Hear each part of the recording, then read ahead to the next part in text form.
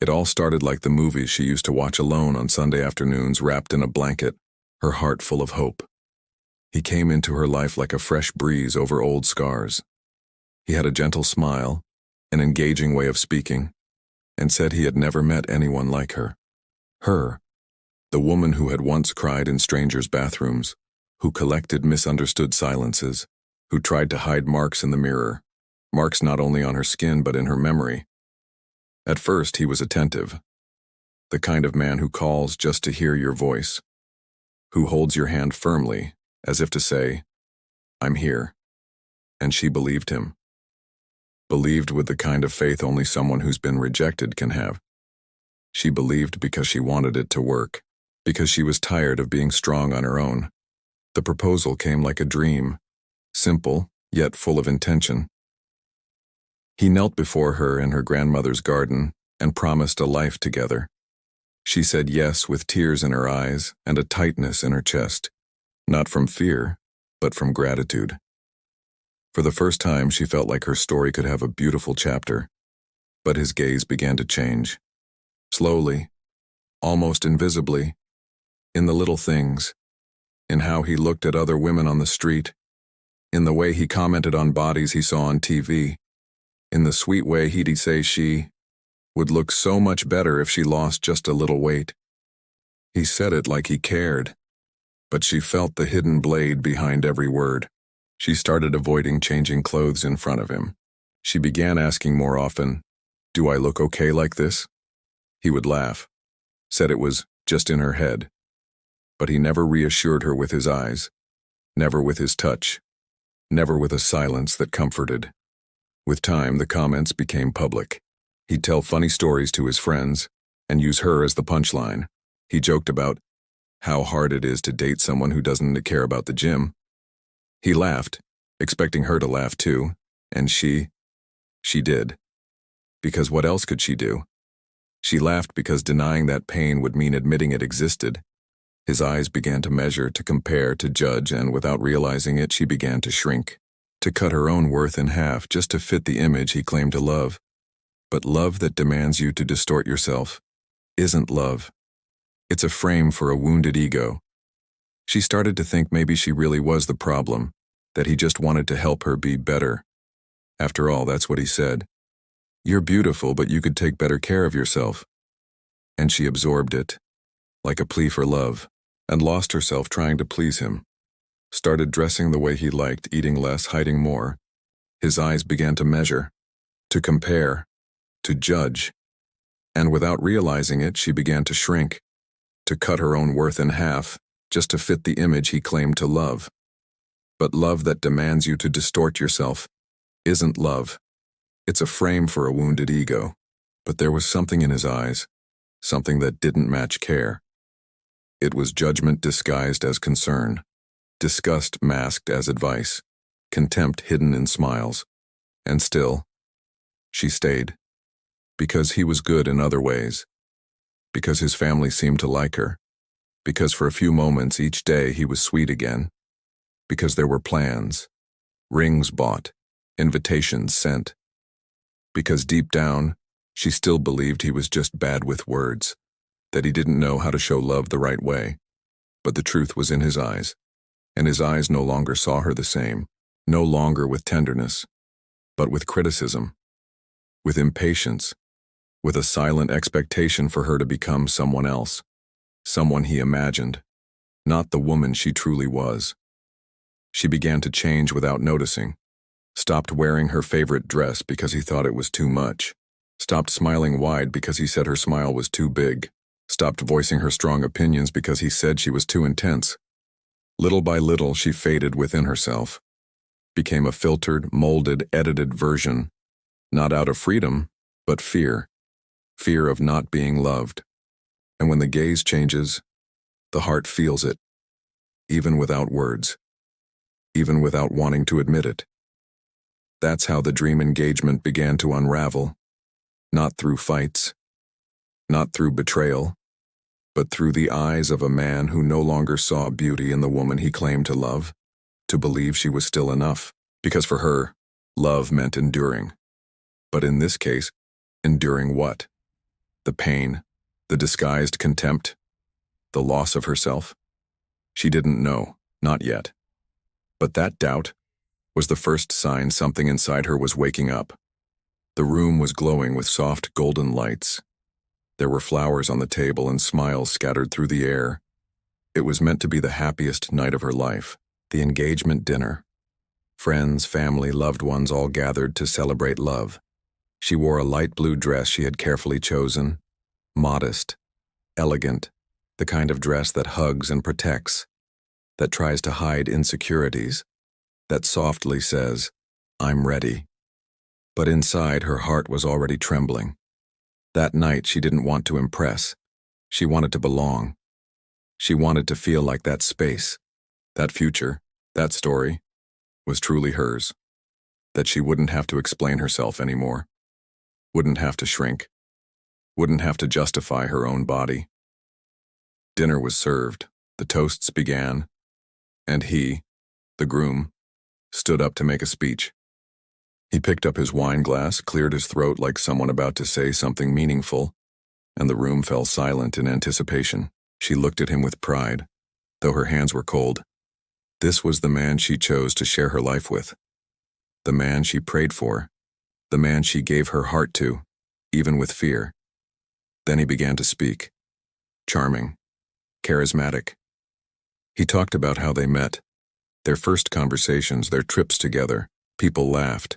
The air was light, until he shifted and spoke about her body. Not with love, but with humor, with mockery. He said that in the beginning he thought she was just going through a rough patch, that she would get back to normal soon, that even his mother asked if she was doing okay health-wise. People laughed, that awkward, nervous laugh, the kind that doesn't know whether to join in or speak up, and he kept going, said he loved her, despite it all. That he had learned to live with her unexpected curves, that real love means loving even the flaws. She froze. The fork stopped mid-air, and the world stopped too. Their laughter was the knife, but her silence was the scar. Because she didn't say anything, didn't cry, didn't walk out. She just smiled, a forced smile, a bitter one. The kind of smile you wear when you swallow. Humiliation just to save the moment. To not ruin the party. To avoid being called too sensitive, too dramatic, too ungrateful. Inside, everything collapsed. A silent avalanche of shame, pain, and disbelief.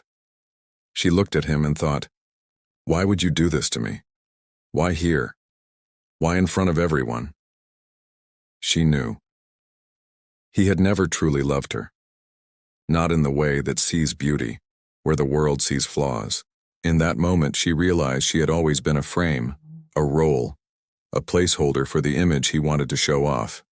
And there, exposed, she became a joke, a story of overcoming for his ego. She wasn't defended, wasn't honored, she was used.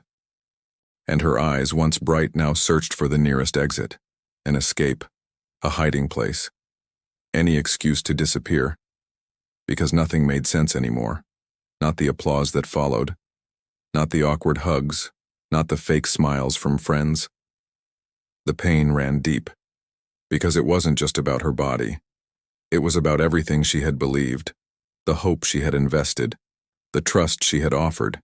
And he threw it all to the ground. Crushed it with words dressed as jokes. With phrases that seemed harmless but carried the weight of years of insecurity. That night, she didn't sleep.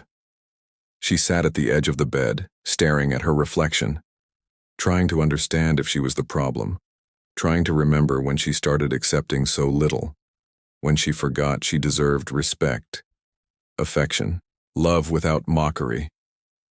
Her mind kept spinning in circles, repeating his words. The collective laughter echoed in her ears like a ghost. She remembered the warmth rising in her face, her heart racing, the desire to disappear. And the cruelest part, no one stepped in.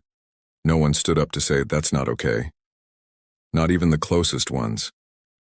There was a silent pact, a normalization of a woman's pain, as if it were okay to laugh at a woman's body, as if her dignity had fallen into debt, as if it were all just a funny story for entertainment. She realized she was alone, not because she was isolated, but because she had become invisible. No one truly saw her that night. No one noticed the internal breaking, the invisible collapse of a woman who, until then, had still believed in love. It was there, at that dinner meant to seal a union, that she understood. Not every ring means protection. Not every "I love you" is love. Sometimes, it's just control, wrapped in promises. And he never wanted to love. He wanted to show off, to mold, to turn her into a trophy. But she wasn't born to be decoration, and that realization, though painful, would be the beginning of freedom. But that night, all that existed was pain, raw, unnamed pain, and a deep desire to never return to that place, to that version of herself, to that kind of love that wounds and smiles. Because in that moment, she stopped being a bride and became a woman again, wounded, but awake. She didn't run, didn't scream, didn't make a scene. She simply stood up slowly, as if carrying something unbearably heavy in her chest, excused herself with a dim smile and walked away. No one stopped her. No one truly noticed. Maybe they thought she just needed a moment. Maybe they believed she'd return in a few minutes. But she didn't come back. Not that night. And maybe not to that version of herself. Out on the street, the night breeze whispered truths she didn't want to hear. Each step felt like a confession. Each breath hurt. Her heels ached, but the pain didn't come from there. It came from the center of her chest, from the place where hope once lived. Now, it was empty. She walked aimlessly, her dress still carrying the echo of humiliation. The city lights blurred around her. No street looked familiar. No memory felt safe. She wanted to hide, but there was nowhere to run, because what hurt was inside. It was herself. The shame of having believed too much, insisted too much, trusted too much. She stopped in front of a lit store window, looked at her own reflection, and barely recognized herself. The makeup still perfect, but her eyes, empty. It was like two versions of her finally met, the one who smiled for the world and the one who was dying in silence. That night there were no more masks, no more excuses. She thought about going back to her parents' house, but pride held her back.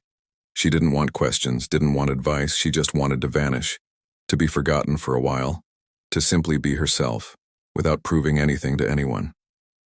She picked up her phone, ordered a car, asked to be taken to any hotel, someplace where no one knew her name, where she wasn't anybody's fiancé, where she could just exist, in peace, in pain, in silence. The hotel clerk looked at her with indifference. She thanked him softly, entered the room, locked the door, and sat on the bed. The air conditioner hummed quietly in the background. Everything was cold, neutral. But for the first time in a long time, that anonymity felt safe. There, far from everyone, she cried. Not with noise, but with depth, with long pauses between sobs. She cried for the girl she used to be, for the woman she had become, for all the time she pretended it didn't hurt, for all the days she believed she was loved simply because she wasn't being hit, for the confusion they placed in her mind, between care and control, between love and correction, between acceptance and silence. She remembered every concession she made, every yes she gave when she wanted to scream no. The clothes she stopped wearing because he didn't like them, the photos she deleted because they bothered him, the opinions she silenced just to avoid being difficult, the food she avoided, the truth she swallowed, the voice she buried. She realized that for love she had erased herself, that in trying to be loved, she had vanished, that she'd molded herself so much to his expectations.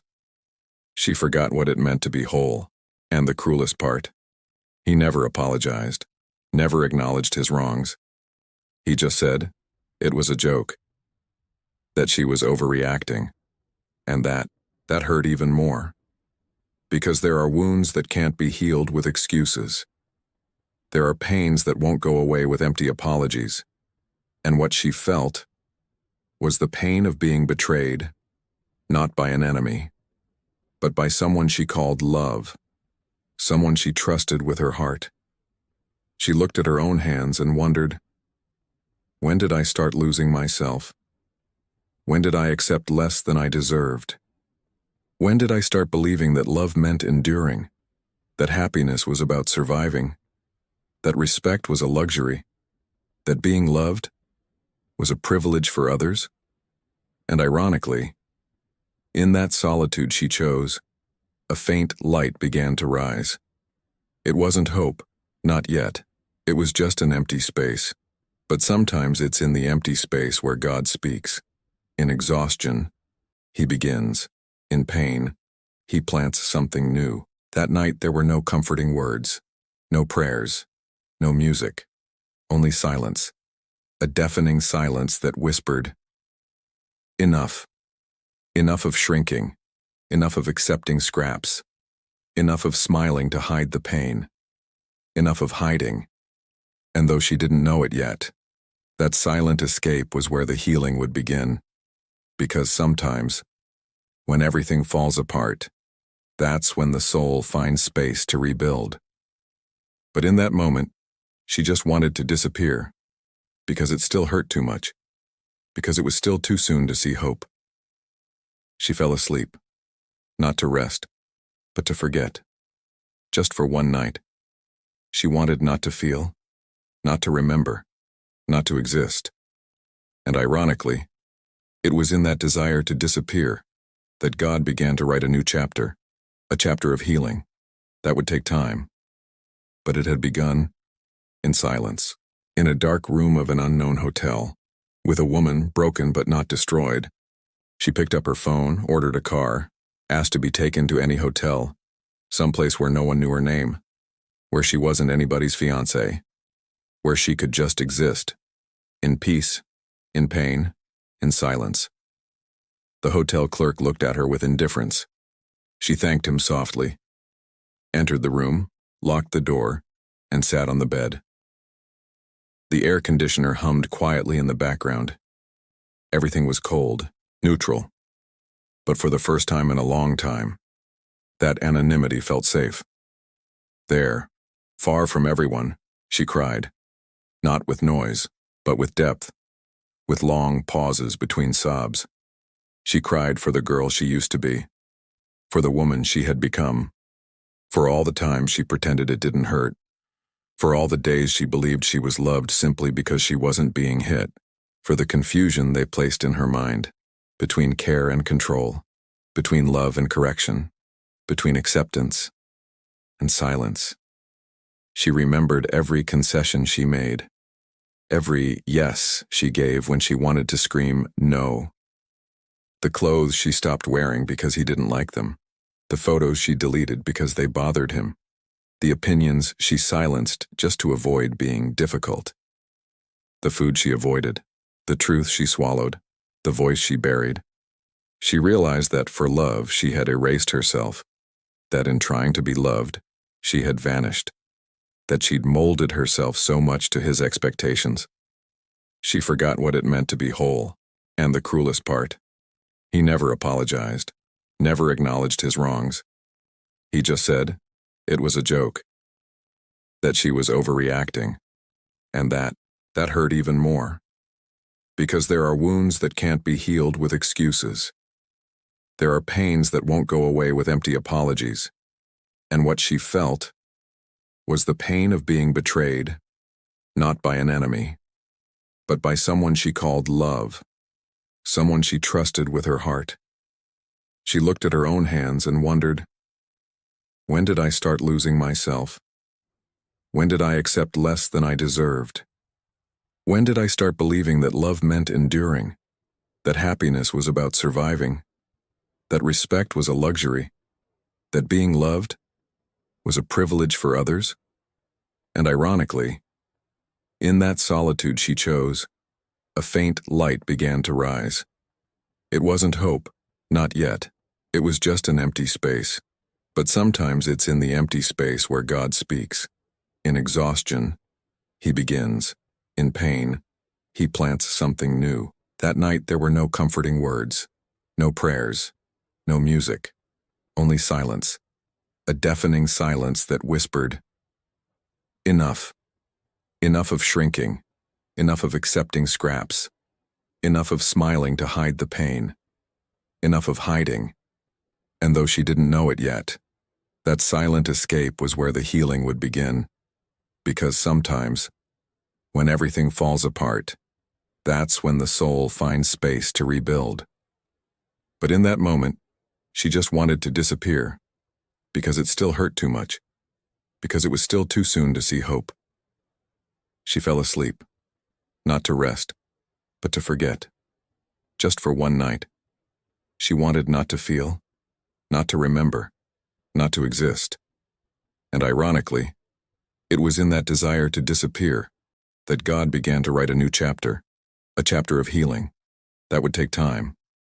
But it had begun in silence, in a dark room of an unknown hotel, with a woman broken but not destroyed. Time passed the way it does when you're hurting. Slow, heavy, dragging. The days that followed were filled with silence and isolation. She avoided phone calls, ignored messages.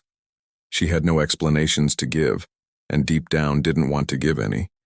The shame was still too heavy, the pain too fresh, and the fear of being misunderstood was greater than any desire for comfort.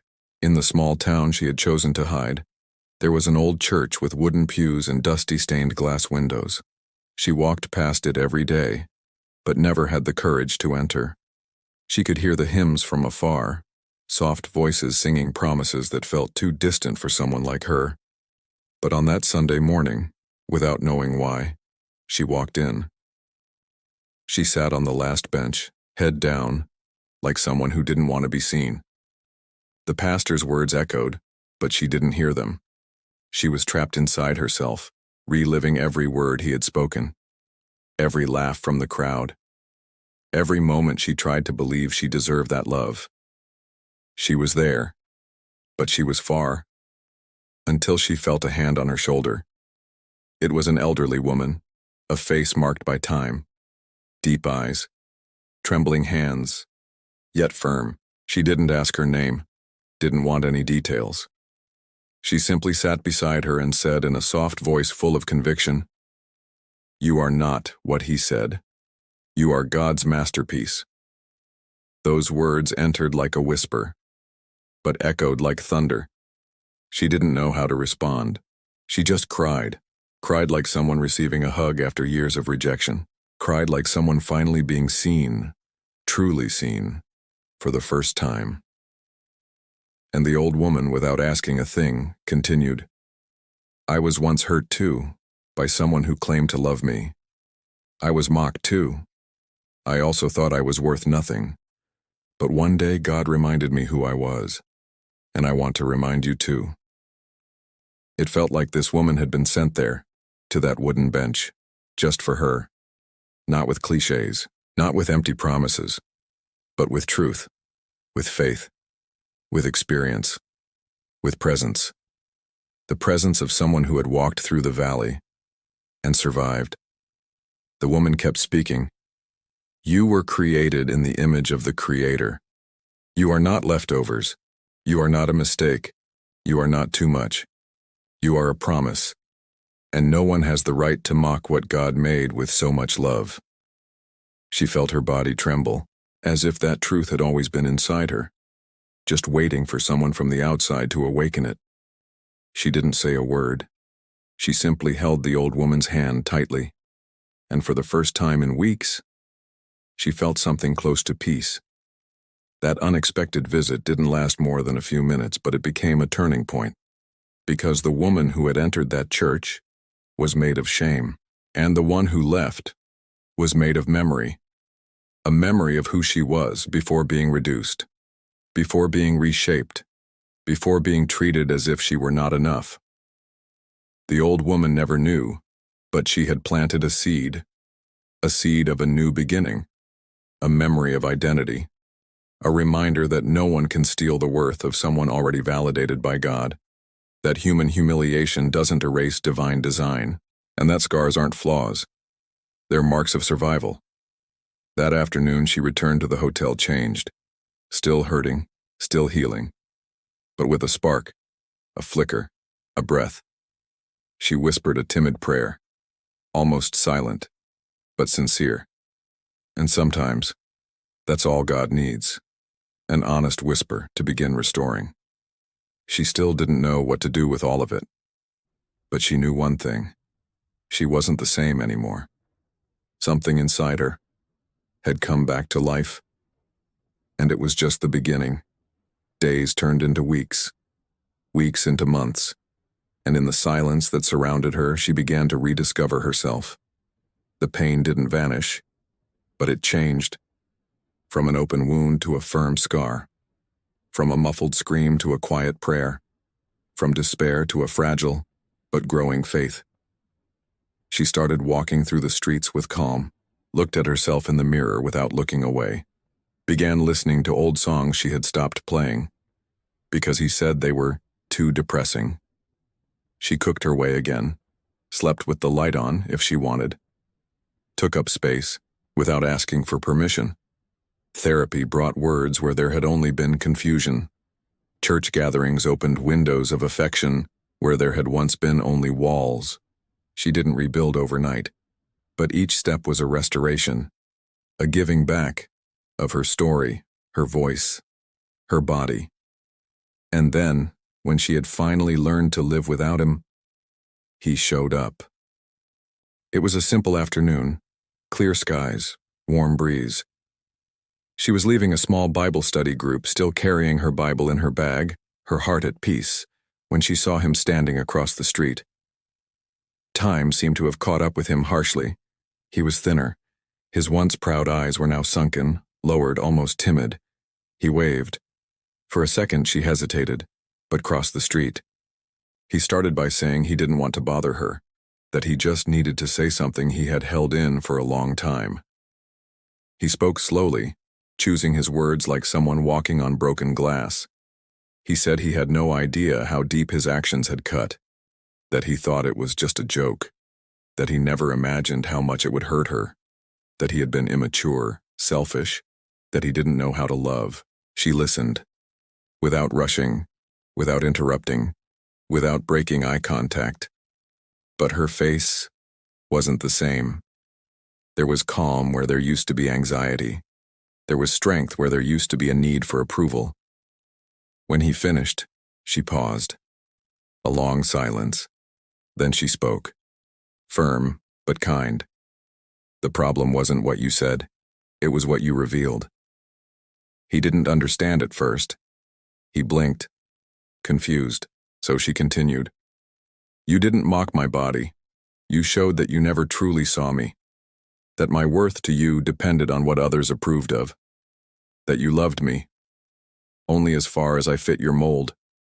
And that can't be fixed with an apology. He lowered his head, tears in his eyes, but she didn't feel satisfaction. This wasn't revenge. There was no bitterness, only clarity, only truth. Just a woman who had learned her value and no longer needed to be accepted by someone who once made her feel small. He reached out his hand, but she didn't take it, not out of cruelty, but because that gesture no longer made sense. What once connected them had been broken beyond repair, and she wasn't interested in gluing back pieces of something that was never whole to begin with. She simply said, I forgive you, but I'm not coming back, and walked away. Not like before, not running, not hiding, but with lightness, with dignity, with peace. He stood there, unsure what to do with the freedom she gave him, because sometimes forgiveness is also setting the other free from the role of villain. And for the first time, she felt the weight lift from her shoulders, not because he recognized his mistake, but because she recognized her worth. And that changed everything. She went home with a light heart, not because she won, but because she understood. that true love doesn't wound, that those who love don't expose, that those who truly see never mock another's pain. She wasn't the same anymore, and thank God, she didn't want to be. The news didn't spread like a scandal. It came as a whisper, quietly passed from one person to another. A phone call here, a message there. Soon everyone knew. She had called off the wedding. No big announcements, no dramatic speeches, just a brief message. Simple, direct, respectful. Some said it was an overreaction. Others called it weakness. But no one knew what she knew. No one had lived what she had lived, and only she could decide which pain was no longer worth enduring. It was a radical decision, yes, but it wasn't impulsive. It had been built in silence, brick by brick, with tears and prayers, in therapy sessions and underlined Bible verses in a small hotel room. Through memories she had to revisit and promises she was learning to make again, not to someone else but to herself. She left everything behind, the dress, the rings, the favors, the plans, the photos. Everything that once symbolized a future, yes, was now the past. A past she needed to let die so she could be born again. She packed a few clothes, a notebook, her Bible, and left. She chose another city, another zip code, another rhythm. A place where no one knew her name, where she could rebuild the identity that had gotten lost in trying too hard to please. The place was simple, a small town with the smell of coffee in the streets and church bells at noon. She rented a small room in a family home. There was a garden and silence. She started walking early in the mornings before the sun got too warm, spent hours reading, writing letters she never sent, rediscovering the beauty of silence, of sacred solitude, of being with herself, without needing to hide. She found a local therapist, a mature woman with a firm voice and eyes that didn't judge. In their first session, she could barely speak. But slowly, layer by layer, she opened up. She listened to herself, saw herself, remembered herself. She started taking care of her body, not for looks but out of gratitude. Gentle walks, deep breaths, meals prepared with care. For the first time, she wasn't eating to please anyone. She wasn't weighing herself to fit in. She ate to nourish, slept to rest, breathed to exist. In the local church, she found a small, welcoming community. She always sat on the same bench, in silence. Sometimes she cried during the songs. Sometimes she just closed her eyes and let God's presence fill her. No guilt, no rush, no performance. God began to speak to her again. Not through thunder, but tenderness, in the little things. The morning sun, the breeze through the window, the hugs from the choir ladies, the pastor's soft voice saying, God doesn't erase stories, he rewrites them with grace. She began writing. At first, small prayers, then memories, then thoughts about identity, about worth, about the difference between love and possession. And there, in that worn notebook, she started to find herself again. Not to become who she used to be, but to build something new. She wasn't in a hurry to return, not to a place, not to a person, because for the first time she had become her own safe place. And when a woman discovers that she can be home to herself, no absence can shake her anymore. To many, calling off the wedding looked like the end of everything, but for her it was the beginning of something she'd never had, freedom. And in that freedom, God was teaching her how to be whole, not perfect, not untouchable, but whole. Marked, yes, but with new roots, with a redeemed identity, with a quiet purpose. She didn't disappear to escape. She disappeared to remember. Because some wounds need distance to heal, and some women, before they're reborn, need to vanish from the map so they can appear within themselves. That's what she did. And that's how everything began to change. It was on a rainy afternoon, the kind where the sky mirrors the soul, that she found the letter. It was buried between bills and flyers, but the plain envelope with her name handwritten made her pause. She recognized the shaky handwriting immediately. His mother's. Her heart sped up, hands trembling. For a moment she thought of not reading it, of putting it away, forgetting. But something about that letter called to her. It hurt before she even opened it. She sat on the porch, with the rain as background music, and read. The words came slowly as if asking for permission.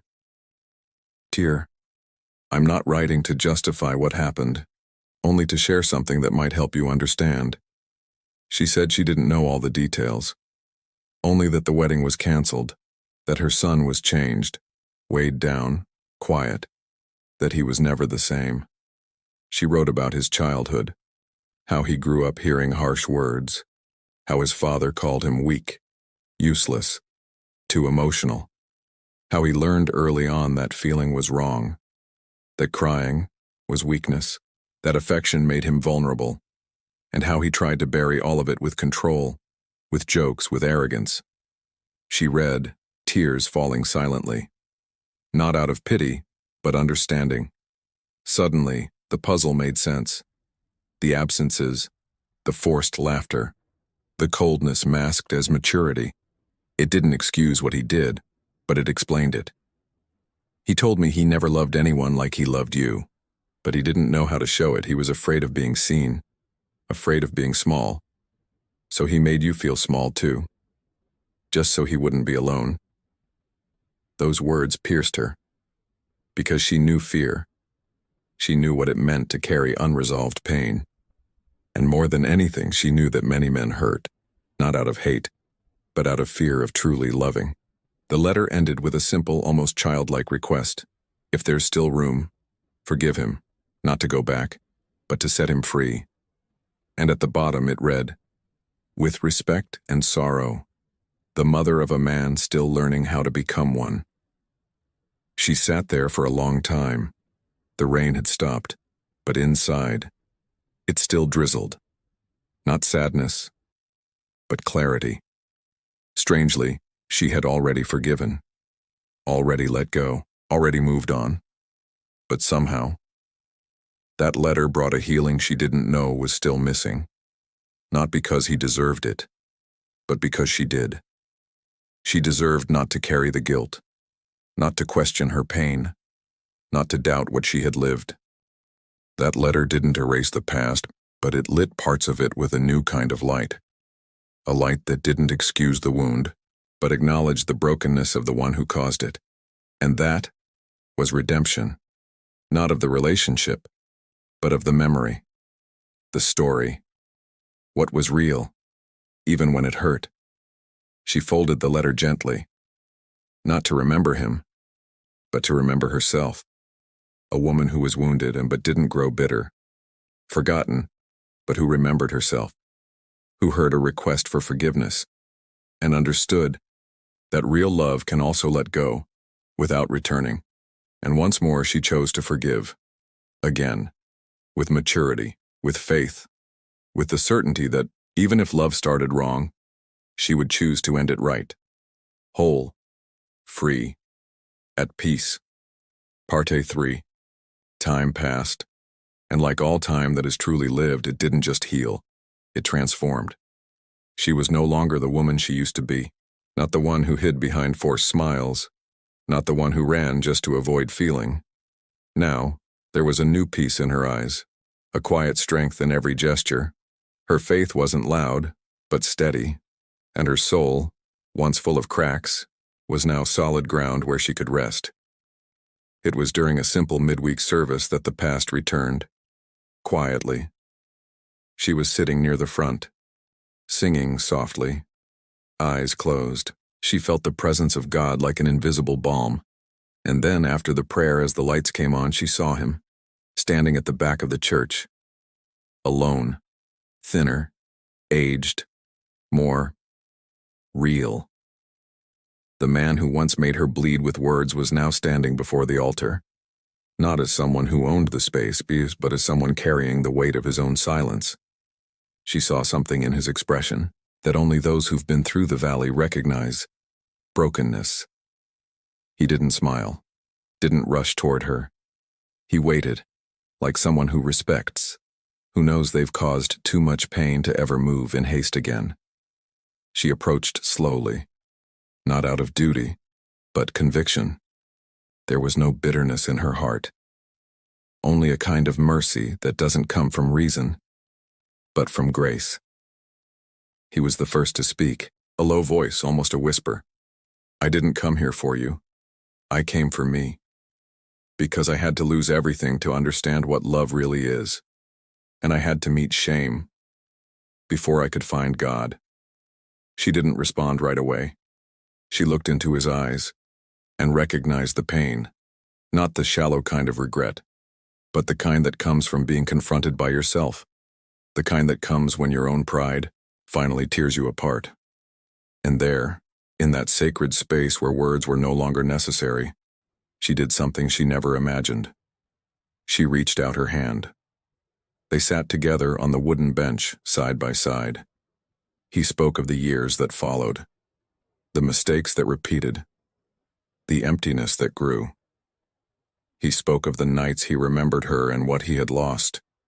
He talked about his mother, the letter, the faith that returned only after everything else had collapsed. He said he wasn't there to ask for a second chance, but to say thank you, because it was her rejection that pushed him to seek redemption, not from her, but from God. She listened, calmly, without rushing, without judgment. She simply listened. Because sometimes listening is also an act of healing. And then, in silence, they prayed together, not for a romantic restart, but for release, for forgiveness, for grace, for an ending worthy of a story that began in pain. Two broken hearts standing before God, not as a couple, but as children, returning home. They cried, not like those who suffer, but like those who are being set free, who are letting go, who are surrendering. And in that brief embrace that followed, she felt something unexpected. Peace. Peace for having loved. Peace for having let go. Peace for choosing the path of healing. There were no promises, no rekindling, no declarations, just a reunion of souls that once crossed paths to transform each other, and that was more than enough. She went home with a light heart, knowing that even if they never saw each other again, something had closed that night. With respect, with dignity, with faith. Because sometimes God allows a reunion, not to restore what was, but to seal what now can walk away as in peace. And he walked away in a humbled, changed, human. She, on the other hand, walked away whole, more whole than she had ever been. Because forgiveness is also healing for the one who gives it. There was no more confusion, no more doubt. That woman, the one who once felt small under the weight of a distorted love, was now standing tall, eyes lifted, focused on something far greater than pain. And when he walked into that temple, broken, vulnerable, she understood something deeply true. What needed to happen was not a return, but a release. And she was ready. The reunion had been real, painful, freeing, but something still remained. Something that couldn't be resolved with words or even with tears. It was deeper, spiritual. She knew. It wasn't enough to forgive with her mouth. She had to release him with her heart. And that, only prayer could do. She was the one who suggested it. Gently, truthfully. He hesitated, but agreed. They sat together near the altar, away from the crowd. There, under the soft yellow glow of the simple lamps, there was more truth than in many wedding altars. She closed her eyes. He followed. Then, with a voice steady but tender, she began to pray. God, you've seen every step of this story. You were there when my heart broke, and you were there when it started to heal. You saw me when I felt humiliated, forgotten, devalued. And it was you, only you, who lifted me back up, who restored me. who reminded me that I still had worth even when the world said otherwise. Tears streamed down her face, but her voice never shook. It was the voice of someone who had found refuge in faith. Today I don't pray for us. I pray for him, for this man who once hurt me, and who now carries the weight of what he did. I pray that you set him free, that he forgives himself, that he finds in you the love he never learned to give. Let him no longer live chained to his mistake, but freed by your grace. He was weeping, hands trembling. It was as if that prayer was breaking chains that had held him for years. I'm not praying for the past to return. I'm praying for his future, to be different, that he never hurts anyone again, that he learns to truly love, that he knows you not as pressure or punishment, but as the source of his identity. Let him know, there is still time. It's never too late to start over. You make all things new. She paused, took a breath, and gently concluded, Thank you, God. Thank you, because even this pain, you used to bring me here. Thank you, because forgiveness didn't erase what happened. It redeemed it. And thank you for giving me the courage to pray when it would have been easier to remain silent. When she opened her eyes, he was in tears. But this time, those tears didn't look like regret. They looked like release. And she didn't comfort him as if they were still a couple. She simply placed her hand over his, just for a moment, and whispered, You can begin again now. Not with me, but with God. And with yourself. He nodded. There was nothing more to say. The silence that followed was sacred, light, a response in itself. She left the temple, with her feet firm on the ground and her heart at peace. Because that day, she didn't reclaim a love. She reclaimed herself. And in doing that, she helped someone else find his way back too. It was there, at that altar, no flowers, no music, no vows, that the story ended exactly as it should. No bitterness, no returning, no revenge, only forgiveness, and a prayer that sealed everything, with love. Not the romantic love she once dreamed of, but the kind that frees, that heals, that transforms, that redeems. God's love. Time didn't just pass, it settled like fertile soil, after forgiveness, after freedom, after the silence heavy with meaning. She began to bloom. But it wasn't the kind of bloom that demands attention. It was soft, deep, intimate. Her life found new colors, new rhythms, and a new way of seeing herself. She smiled again, freely. She got dressed for joy. She entered spaces without shrinking. She wasn't searching for love anymore, didn't need approval. She had become enough for herself, whole. And it was in that wholeness that something unexpected happened. She met him at a small cafe, the kind that smells like fresh cake and hums with the sound of gentle silverware. He was sitting, reading. She was waiting for coffee. Their eyes met, unhurried. Their first conversation was about books, the second about faith, the third about pain. But there was no rush, no pressure, just encounters, natural, free. He didn't compliment her appearance at first, and strangely, that felt like kindness. He spoke of her thoughts, her ideas, her laughter, and when one day he did speak of her beauty, it was different. It wasn't comparison, it wasn't desire, it was admiration. He said, I like the way you carry yourself, the way you look people in the eyes, the way your presence brings calm. She smiled, because in that moment the compliment didn't come from a place of standards, but of truth. This new love didn't come as an explosion. It came like gentle rain after a long drought, like a warm hug on a cold morning. He saw her scars, and didn't ask where they came from. He simply honored them. And when she chose to share her whole story, he didn't react with pity. He responded with reverence. He said, You don't need to change anything. Every mark you carry tells a story.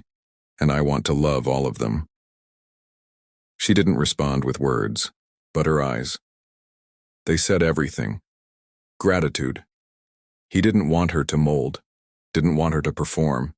He wanted to walk beside her, to build, to share. And that was new. That was healing. That was divine. He looked at her with a love that didn't want to fix but to understand. That didn't shrink her but saw her. That didn't demand but offered. Of course, there was fear. At first, fear of believing again, of opening up, of trusting. But this time, fear didn't paralyze her. It reminded her that she was awake. She had learned. She could now tell love from illusion. With him, there was no rush to say, "I love you." But when those words finally came, they carried truth and commitment, not to the future, but to the now, to what they were building with every gesture, every shared silence, every prayer whispered side by side. This time there were no cruel jokes, no shame, no reduction, just hands holding hers, firm and gentle, eyes that truly saw, a love that didn't need fixing, because it was built right from the beginning. She didn't idealize it. She recognized it, and slowly, she allowed herself to live it, not as someone trying to heal old wounds, but as someone who had learned. The past doesn't define your destination. It prepares your heart to receive it with wisdom. That's how the new love arrived, not as a sudden miracle, but as the harvest of a soul that chose healing over revenge, growth over bitterness, faith over fear. God still writes stories, even after the pages have been torn. And this was a new story, not perfect, but deeply true, like her, like him, like everything that truly matters. It wasn't a movie ending, no slow-motion applause, no rice falling from the sky, but it had something far more rare: peace. Her story didn't end with a dramatic return of her ex. It ended with a clean heart, a soul at rest, with the certainty that true love does not humiliate, it honors. She learned that along the way, in the silences, in the sleepless nights, in the quiet conversations with God, when she said she didn't understand but still chose to trust. The love she once dreamed of wasn't made of perfection. It was made of presence, of respect, of honesty, of truth. She understood. The past wasn't wasted. The pain planted seeds. Each tear had purpose. Each wound had prepared the soil where healing would grow. And it did. The love she found at the end didn't erase what came before. It redeemed it. It gave it meaning. It showed her that this wasn't about going back, but starting over from a new place. A place where she knew who she was, where she knew her worth, where she no longer needed to shrink just to belong. God didn't keep her from pain. He led her through it. Because sometimes, pain is where the soul is refined. Loss is where the eyes open, and absence is where God feels closest. And that's what happened. He had been there all along, in her quiet escape, in the church pew, in the mother's letter, in the shared prayer, in the new love. And if there was anything left as a legacy from her story, it was the certainty that her scars became the map God used to lead her to the right heart. A heart that didn't laugh at her pain, that didn't mock her body, that didn't try to reshape her, but received her, fully. And today, when she looks back, there is no anger, no shame, no desire for revenge, only gratitude. Gratitude for leaving, for saying no, for canceling that wedding, for choosing herself, and above all, for letting God rewrite the story, with love, with grace, with redemption, and the final message echoes like a prayer. If you've ever been the target of mockery, know this: by the grace of God, you will one day be a vessel of honor. If someone tried to dim your light, remember, God still lights stars in the darkest skies. If you carry marks, scars, old wounds, don't hide. Because God turns wounds into testimonies. She wasn't perfect, But she was loved. She wasn't always strong, but she was sustained. She didn't have all the answers, but she had faith. And that faith led her to a new beginning, to real love, to honor. Because with God, no story ends in shame. When He steps in, it always ends in redemption.